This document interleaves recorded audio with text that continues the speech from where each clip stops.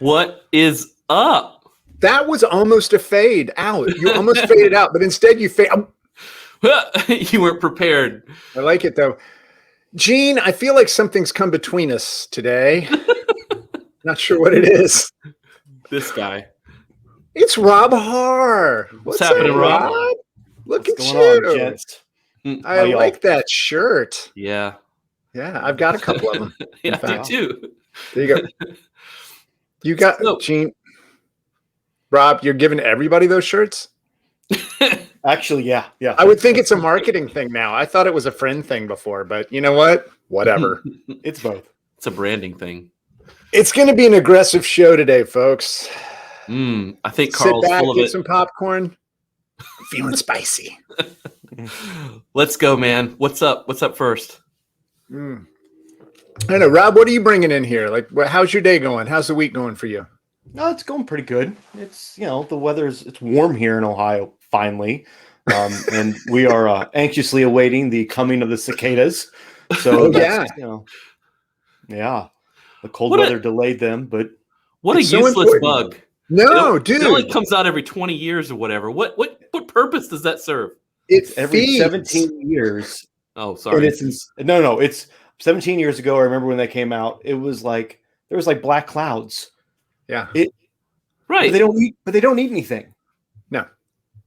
But they are an amazing source of nutrition for so many animals. There was a whole NPR thing on this about, I didn't listen to it, okay? But pretty sure it was birds, maybe rats. We don't need to feed the rats, but the rats feed the snakes. People from Florida? Some of us, yeah, definitely. Yeah. Could I get a cicada steak sandwich, please? Oh, gross. Coming up. That'll be 4 years from now. So yeah, somebody mentioned the other day that maybe they could take the cicadas and make protein out of them, like a protein powder. And I'd be like, can you imagine the conversation of like, we didn't make enough. The next batch will be ready in like 13 years. Not a good business plan. Not good at all. I don't like it. I'm going to use crickets instead. Speaking of business plans. You like that segue? Do you see that? That wasn't forced at all. Not at all.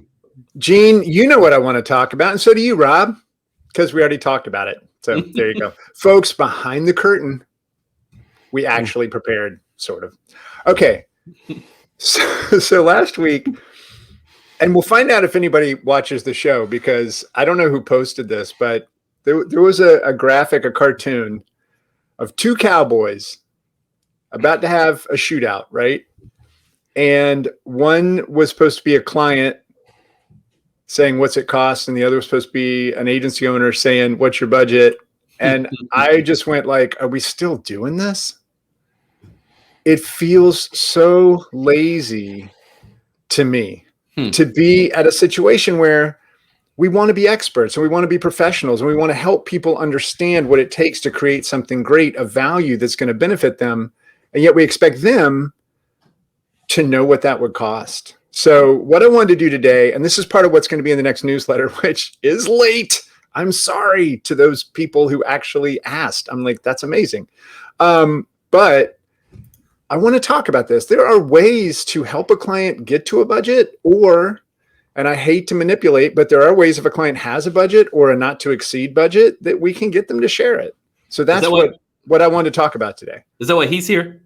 He is here for a few reasons. First of all, he has one of the most innovative ways I've ever heard of or seen in terms of collaborating with a client to get to a budget. He does. And that to me is really kind of probably the way we should all do it, except it is a time and materials dependent way. So in the spirit of, there are many different ways to do this, many different contexts.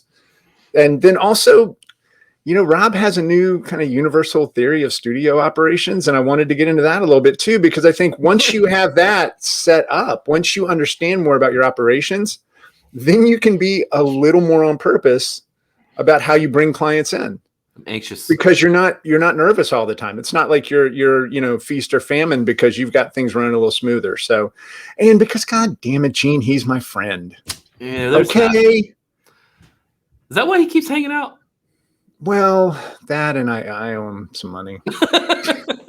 It's a lot of money. Well, define a lot, rich mother friend. All right. Do it. Go, Gene. You run this show. Do I? I'm not sure yet. That's a good point. So- Also, I'm going to be very burpy because my tea is carbonated. Carbonated tea. So, Rob, take us through how, just in case no one's caught up or been to a bureau event or read a blog post or anything, how do you normally go about getting to a budget with a client? This interactive client budgeting. Yeah. It's taken a lot of shapes over the last 12 years. But one of the things that we've done historically and continue to do is come up with what we call a collaborative estimate. And that's a Google Sheet. That's the form it is in now, where we can actually share it and actually help fill it out and like give our clients or prospective clients editing access on that spreadsheet. And they can actually help us fill it out and make sure that we've got the right line items or the right allocation, or sometimes even the right priority on where the value is. Feels like a trap. It's not. I think that it gets back to what Carl was saying. If we really want to be good partners to our clients and provide value, then that value is exchanged in a couple different ways, right? They give the studio they're working with dollars, and the studio provides services back that the client hopes and the studio hopes are worth way more than the money they paid. So like it's this whole thing about like where risk transfers and where the value is and all of that that we have to make peace with, I think, when we talk about budgets, because like the model, which is the cowboy thing, is like somebody's going to lose. And that's why that picture is so stinking bad, right? Somebody's going to lose and somebody's going to be dead. And if you miss, then you screwed up the whole thing, and then you're probably going to get shot. And like, you get to do that a couple times. And then there's like, you don't ever trust the person on the other side drawing guns again. And like, there's so many deeper things of why that's broken, when really it's like, how do we partner together to do something great that serves both the studio and, the client, right? Like, I like when clients win. I like when their value they receive is huge and like their upside is there, right? I'm good with that. Why? Because they're going to come back.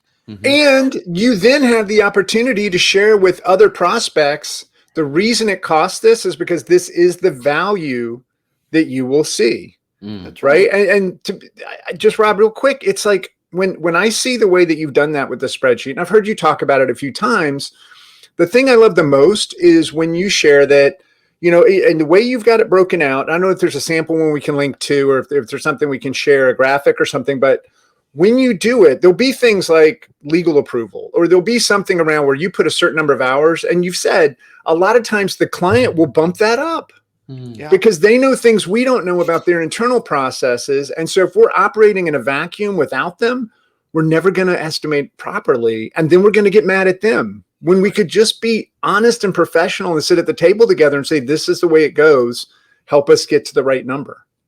Yeah. And that's exactly right. And so much of the whole like back and forth, like it's the same thing with every other human relationship, right? It's about trust, and we need to find ways to establish trust. And by showing your cards up front, I think it's a trust building exercise before you've even worked together, right? Like, we're trying to model what our relationship is going to be like working together, that, hey, we're in this together. We're going to collaborate together. We're going to like have shared risk in this in a lot of ways.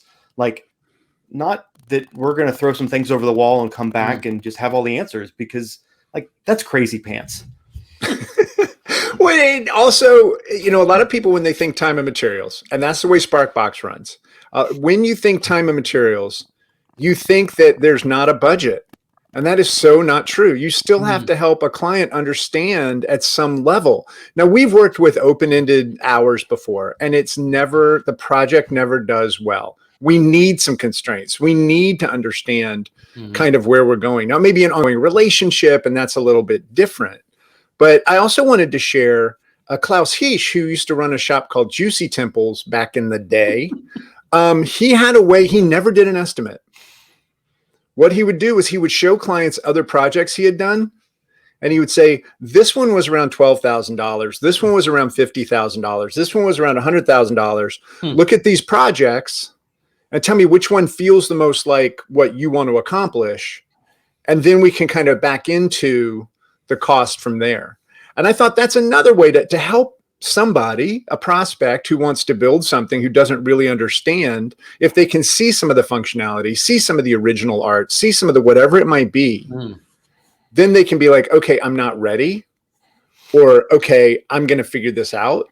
But they at least, without something tactile or tangible, where you're just staring at each other with your hands on your guns, right? It's like, that's just not the way. You have to break down that barrier and share, because a lot of those prospects have been told, don't give them a budget. Right. They're going to spend it. And we will. Yeah. Right. But it's an intersection of value that has to be part of that conversation. Right. Like, one of the things that, like, you know, how much does it cost? Right. That's a question you get all the time. And, you know, it's always like, okay, first off, let's talk price, not cost. Right. That's an important distinction. Right. We want to make sure we're using the right language here. So what is the price of this? And the question then is, well, what do you want to build? Right. I can build you a 2,000 square foot house for $150,000 or $1 million, depending on the finishes and how much input and what all the different things that include are in that. Right. So, like, there's a lot of, like, stretchiness in what is going to be done. And do you want it on the beach, or do you want it by the airport? Yeah. That's right. All of no that. Kidding. No kidding. Well, and so this, you know, when you start to think about that, and I do want to hit on value pricing for a minute. Yeah. Because I think that is a very important way to go. And Rob, I even made an assumption that you were just time and materials. There are probably certain things you do that you understand really well, that you do really quickly, and you add more value to that and you package that. I mean, I'm sure there's stuff like that. Y'all are super smart. I think when I look at value-based pricing, I think back to the origin of it as I understand it, which was in the legal profession, right? It was more of I will take a percentage of winnings. Now that is absolute value-based, because you're telling your customer, we're in this together. And if I make more money for you, I get more money. If I make less money for you, I get less money. And that's the duality of value-based pricing, I think, is if you don't hold up your end of the bargain, if you don't bring the value, you shouldn't get the amount of money or whatever it was. So I think in e-com specifically, this can be a very lucrative or safe, you know, lucrative for the shop, safe for the client, way to go about it. If you say, okay, we'll take this percentage increase of revenue that we are saying we can get for you. Right now, maybe there's maybe there's some way that you front load it or something like that. But I think that's another way to look at it when you look at value based, specifically in e-com, because other metrics might be hard. The client might not be able to share them, even if they wanted to. There may be legal restrictions. There may be HIPAA compliant. There may be all kinds of things they can't do. But I think that's another way to look at it is, okay, and that's the skin in the game way about going about it, right? Yeah, and I think that stuff works. Some of that stuff works really well. And I think that there's a lot of discrepancy, even on mindset, with the clients that we talk to, with how close what we're building is to the revenue, right? And that's a very important thing to understand when we're pitching work to begin with. Is there metrics? Is there things that can be tied right back to dollars and lift? And if there's not, how do we quantify value? And, you know, like, I know that, like, you're right, we do most things time and materials, you know, as far as our pricing goes. But I think that there's a lot of good things that the value pricing folks have brought to the conversation about how to have the conversation on where the value is. And I think that those things can be applied no matter how you do pricing, right? Is what do you expect? What does success look like, right? What do you expect the lift to be, right? What do you need this to be worth it? Like, all of those things help set the stage to understand what expectations are. Because that's really what a lot of the value conversation is let's make sure that I understand those expectations so that I can price the upside. Now, no matter how you do that, pricing is going to be like where the tolerance is for budgets and what we can propose even, right? Right. I mean, that seems like a conversation you should have, no matter how you do things behind the scenes, or whether you involve the client in the estimating process. Well, and what you just said is brilliant. Why am I blowing smoke on you today? What is this? I was going to say up here, but then we have to check this box when we upload to YouTube, so I don't do that. But this idea of how close does the work sit to the revenue, right? Mm-hmm.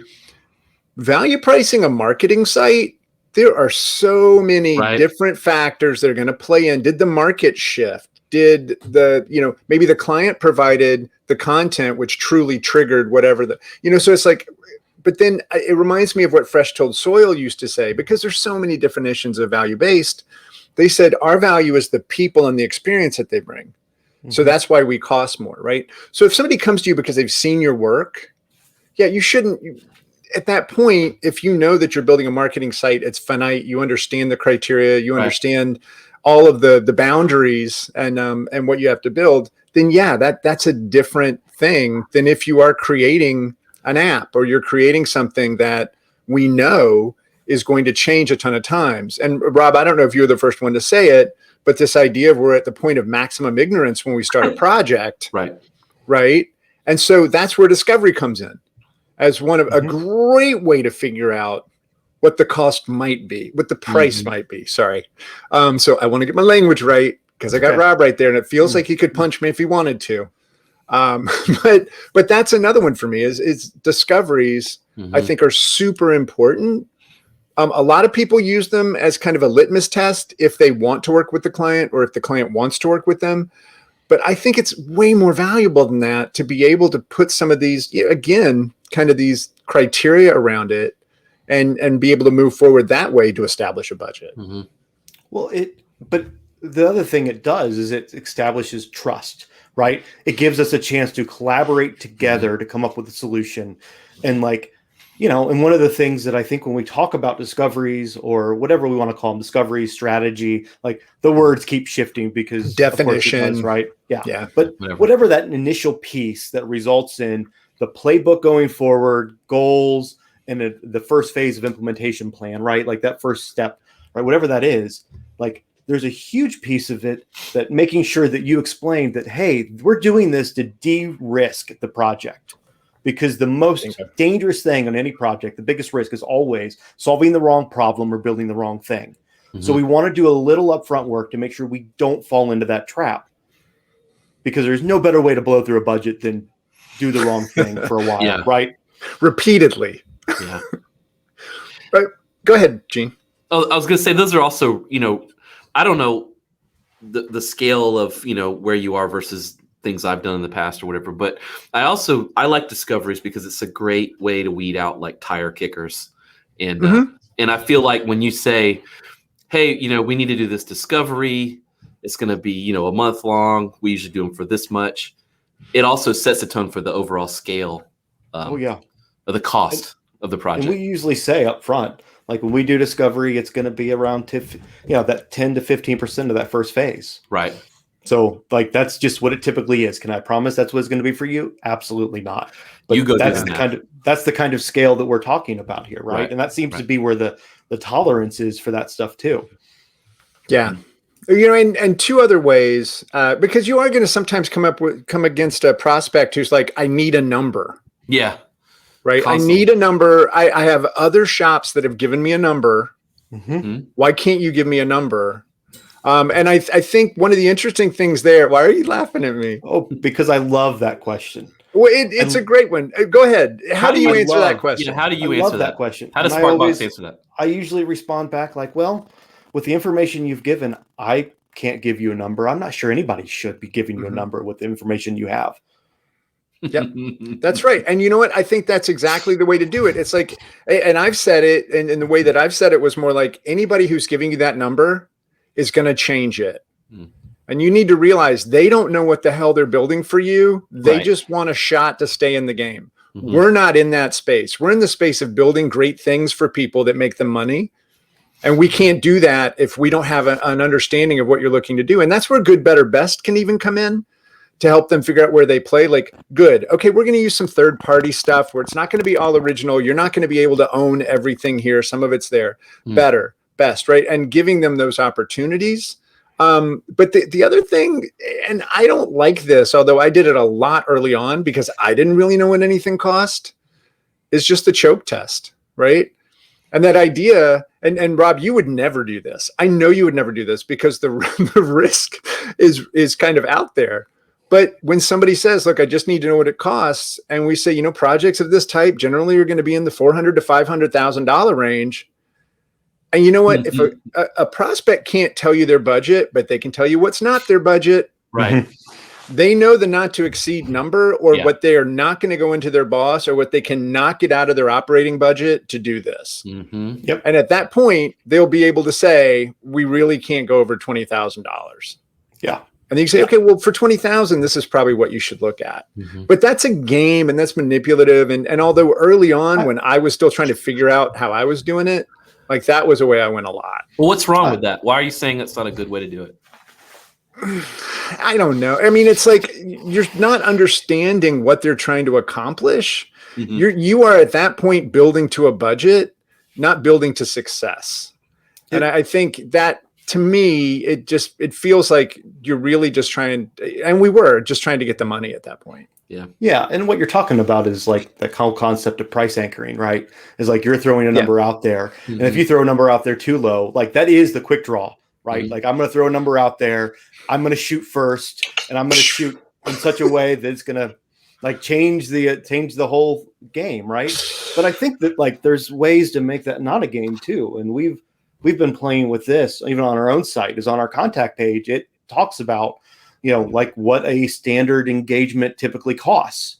And it's what it means is if we get emails from prospects that don't include anything about budget, we can just say, hey, we assume you saw this, and you know, we're proceeding like this is your budget. And the ones that don't will often come in and say like, well, I don't have the minimum number of what you say your budget is, but I'd really like to talk anyway. I can only spend this. So like it really sets that up front, and it doesn't feel like a game anymore. It's like, no. I'm going to put this out there into the world as an expectation. Right. And, you know, if you're coming in through this funnel, unless you say otherwise, this is what the expectation should be. Yep. I think that's great. I mean, and it's not unlike if you drive by a new community and it says houses starting at $420,000, right? And we put that on our site at one point, projects starting at $10,000, which was the number back then.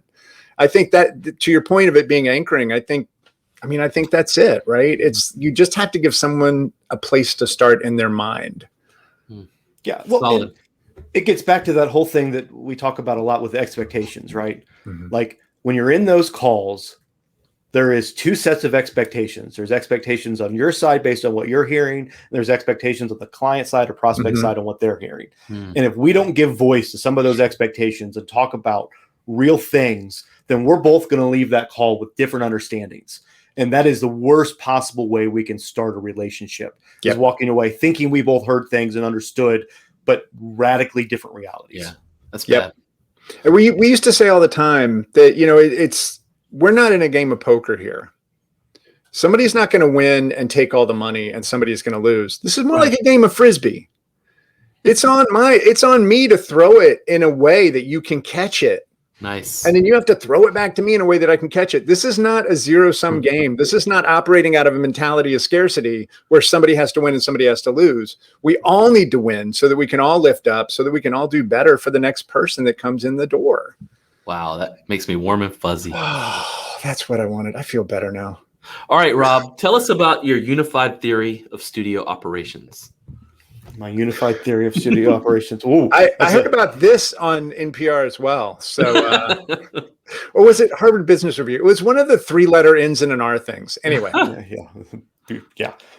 So, you know, one of the things that like I've been doing a lot of thinking over for the last 10 plus years is how do we build repeatable process, right? And how do we think about repeatable processes that start small and get bigger, and to basically write down our expectations for how we're going to behave as a company so that we can do it the same way over and over and over and over again, right? Because like there's no sense in making changes if we don't know what the baseline is, right?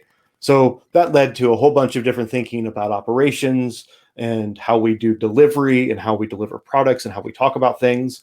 Then I got kind of interested, obviously, in a lot of the financial modeling and forecasting stuff and how that applies to the same stuff.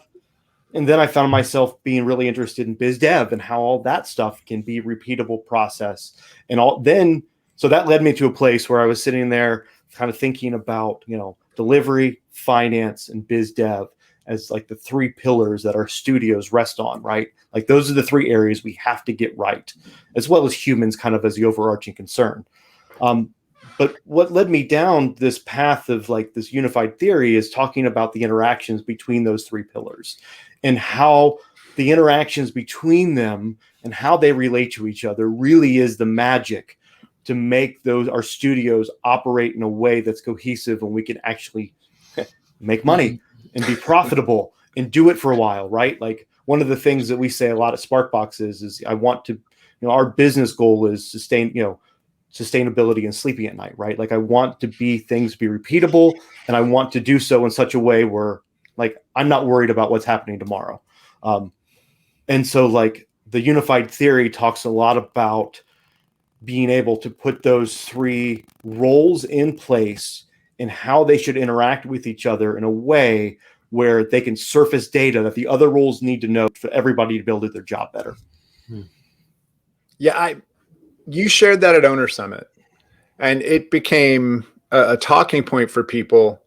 I think mainly that operations can be stable, right? Because most of us just think of it as, and we also think of it as a segment of a shop instead of the underlying foundation. And so a lot of that came out. And then, to just go ahead and share, a lot of people already know this, but Operations Summit is basically kind of the coming out party, I would even say, for this unified theory, in that we're going to have sessions on each of the topics, but everybody's working together so you can see the bridges as well, like how it's all one thing and how it's each its own thing. And that's coming up in September. I think, Gene, you've got it there. Is it 24th and 25th? I think that's right. Or 23rd and 24th. Yeah, 23rd, 24th. Yeah. So I'm excited to see that. And Rob, you're helping to actually produce that. So thank you for that. Talk about kind of what you're feeling around this whole idea of Operation Summit. I'm really excited about it. I think this, Carl. I've been asking for a operations event for a number of years, and it's pretty darn cool that we're going to get a chance to put it together and be able to share it with everybody. I think the timing's right for it, and I'm really, really excited about some of the conversations I'm having with some of the speakers and how their talks are developing and how this is all going to come together. I've been to a bunch of operations camps and participated in, operations in the Bureau. And like one of the things that I've always wanted to do was be able to bring good ops content to the different Bureau events that I've attended. And I've been able to do so, Owner Summit, some of the owner stuff, as well as DPM, Summit. But to have its own event and have it be the thing for everybody for a couple of days is just like, it really makes me smile. Like it's like it's going to get its moment in the sun. It's Operation Celebration. Oh, I'm changing the name. Operation Celebration. But so people are already lining up. I mean, that's what I love is people are asking questions. People are transferring tickets from other events because their budget didn't allow them to go to both. And it's like, this is the thing. And I've had a lot of people say, I've never seen an event that's just about the operations of running a studio. And so I think you're right. It's the right time for it. Everybody, for the most part, is in a pretty good place coming out of the pandemic and has gone through a lot of change and now just wants to fine tune and make sure that they're standing on stability so that they can make great decisions. Write that down, Gene. That was really good. Okay, thanks. I don't know what happened, but it looked like you kind of just merged into Rob. It was like a Freaky Friday and nobody wants another one of those. So, yeah. That's awesome. Yeah, everybody's thinking about operations, man. No one has ever talked about that stuff, but it is the stuff that makes things flow. It is. And I think that's like so many different studio owners this has been like a common theme in the Bureau, so at least since I've been a part of it, is like this idea of accidental ownership, right? and Yeah. how that we're practitioners Hey. that get into running a business. And like there's parts of it that come really easy for a lot of us, and there's parts of it that we struggle. But the thing about operations is it's anything but accidental. It's intention. It's intention setting, it's repeating, it's making sure that all of the humans involved know what to expect and when to expect them. And when you do that, evidently you can be successful. I don't know. Shit, I don't know. Seems like a way to go. I would think about it. If I was running a shop, I go, Operation Summit. Maybe I can finally make money. Maybe. But that's the tagline. Maybe you can finally make money. You know? Yeah, well, that'd be good, right? Know. Rob Haar guarantees you will finally make money. No, he won't. But if you would come to the event, that'd be great, because then maybe I can get the money there. Oh, Rob. And I could go ahead and send it to him. Gene, I know that we have really gone on this one, and I appreciate both of you being here. Gene, what do you got left this week? What's your hot take of the week, Gene? My hot take of the week. Well, Rob's got me thinking about a lot of stuff. I'm going to go check out my systems and make sure they're not falling apart, which they probably are. Is that a way of you saying you have to take a bio break? Is that what you're saying? Go check out my systems? Yes. Not cool, man. Not cool. Yeah. What about you, Rob? What's on your mind? What do you got left for the week? Hot take. Hot take. What do I got left for this week? Well, it's Wednesday. I've got golf on this weekend and going to play golf league tomorrow. Operation Summit. Operation Secrets. No. This is if you want to play golf, or actually frisbee, or maybe just sleep longer, or frisbee golf. Ooh, I like it. So, Rob, basically, what you've got on your mind is how you've already achieved success. Yeah.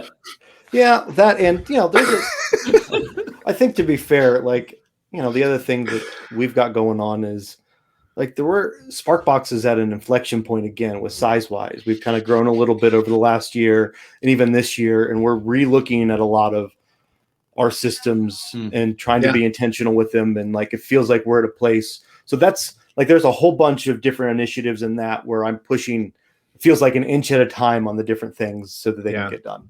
Because you're in the mid 50s now. Yeah, we're like 57 now. Yeah, we've got a couple new people, a couple apprentices starting again, so we're going to be closer to 60 here real soon. Wow, that's great. Well, and that's another thing, just for another little plug there on Operation Summit, we've also got Larry coming in from SEER, and he's going to talk about scaling operations, right? Because it's not going to be a one-time set it and forget it kind of thing. It's going to have to change all the time. So it is. I'm really excited to see what Larry shares. Just like, it's that whole idea of what happens when those pillars become teams instead of just single persons or single hats somebody's wearing. Yeah. Fascinating. Well, and I just want to share, the thing I've come to realize, and this was through the Beyond Diversity event and also with Operation Summit, is that one of the things I have to learn and that I am learning is that I don't have to lead every event. I just have to create the space for it with someone else. So, Rob, I just want to say thank you for hanging in there on the operations event. Now that it's finally coming, I know you probably thought about spinning up your own a few times, but then you'd never get that money from me. So, so I just want to say thank you for kind of stepping up and taking the lead. And then we've also got a lot of innovative ways that we're working at this event that we can share later. But I just really appreciate both of you, and thanks for letting me be a little spicy today. Yeah, I always appreciate it, spicy Carl. There you go. It's a good one. On that note, goodbye, gentlemen. Bye, Gene. Bye, Gene. It's over here now.